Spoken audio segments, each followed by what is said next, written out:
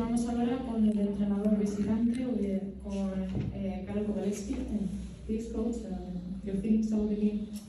First of all, congratulations for the Valencia team. I mean, they play so hard. They fought also for the minutes, and it was a big challenge for us, and also a big honor for us, you know, to play. I mean, I think in the heart of women basketball in Europe.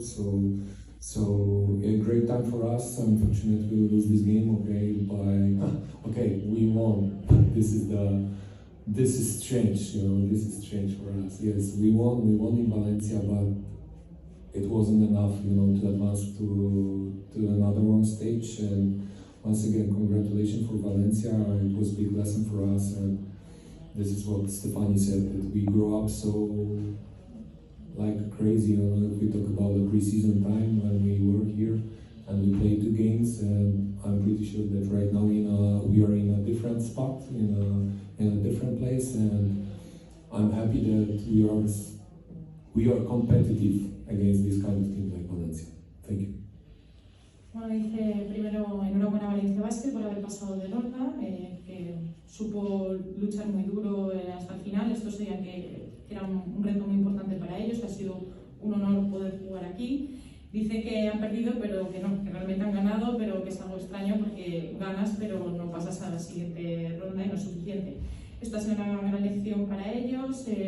Como decía Stefani, han crecido mucho desde pretemporada, están en un punto muy distinto a aquel entonces y que está contento por esa evolución.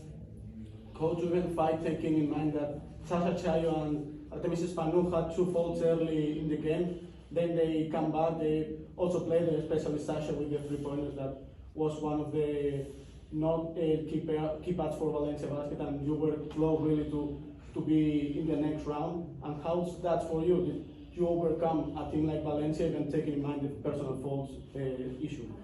I mean, okay, we were pretty close, almost 40 minutes. We were up by 12, but okay, it's not about the fouls, it's not about the referees, it's not about the calls. I mean, of course, for example, Erika Wheeler was out after, in the last, I think, crucial 2 minutes, okay, and then they ran 9-0, as I remember, yeah.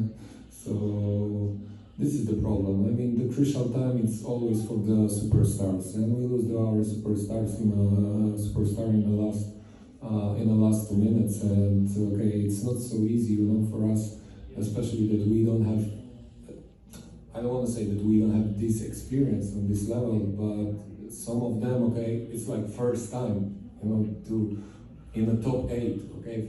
For example, for the Polish players, it's like first time. Also for me, so especially in this crucial time, you need the player like Erika, and unfortunately, we played last 2 minutes without her. And probably this is one of the reasons why we don't advance to the second round or next round.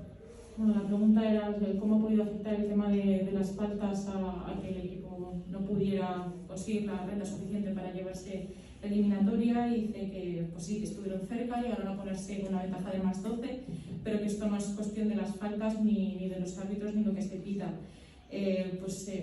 Se menciona especialmente a Erika Wheeler, que está fuera los últimos 3 minutos del partido. Pues perder a tu superestrella en los minutos finales pues puede ser definitivo, no es fácil, y también en este tipo de situaciones para algunas jugadoras del equipo pues es la primera vez que están entre los mejores 8 equipos de la competición, e incluso para él, entonces pues es algo difícil de gestionar, pero sí, en un momento así, en los últimos 3 minutos necesitas a Erika, y eso probablemente es una de las razones por las que no pasas a la siguiente ronda.